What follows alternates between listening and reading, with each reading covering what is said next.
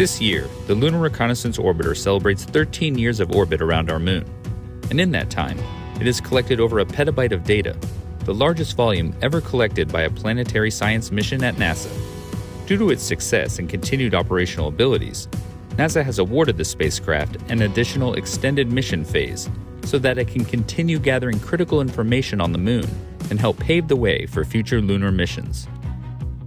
Going forward, the LRO mission will have 4 main areas of focus.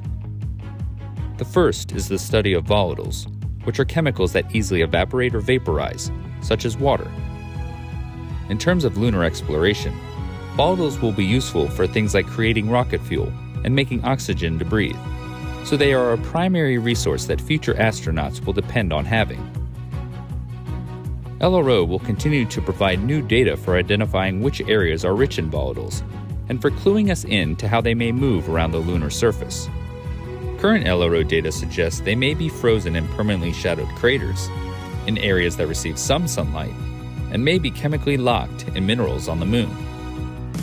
This is helping pave the way for future missions like Viper, which will send a robotic rover to explore an area near the lunar South Pole, and ultimately, the astronaut-led Artemis missions. The second area of focus is on the moon's interior, volcanic features, and the tectonics of the moon's surface, because understanding the lunar surface requires knowledge of what's been going on underneath. Scientists want to figure out when the moon was last volcanically active, and how current geologic processes, like moonquakes, could affect the safety of future exploration. They'll do these things by studying lobate scarps, as well as deep crustal and mantle composition that are exposed at the surface. Studying the moon's history of volcanism and tectonics will also inform us about other planetary bodies in our solar system and beyond. The third area of focus is on the moon's surface, its regolith and impact craters.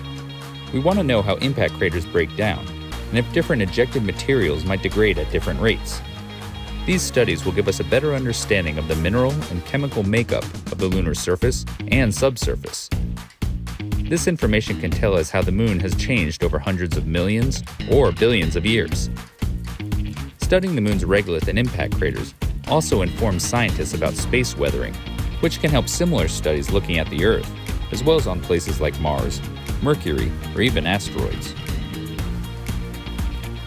The last focus area for LRO going forward is support for future missions. NASA has plans for numerous missions to go to the lunar surface during LRO's extended phase.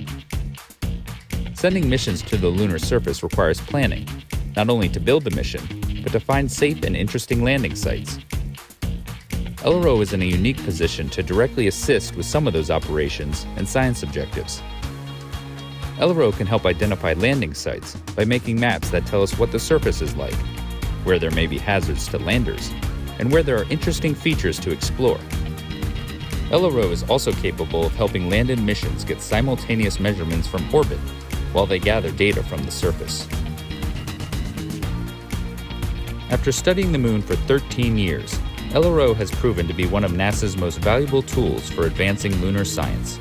And as it continues collecting data, the spacecraft helps lead the way for future exploration of our moon.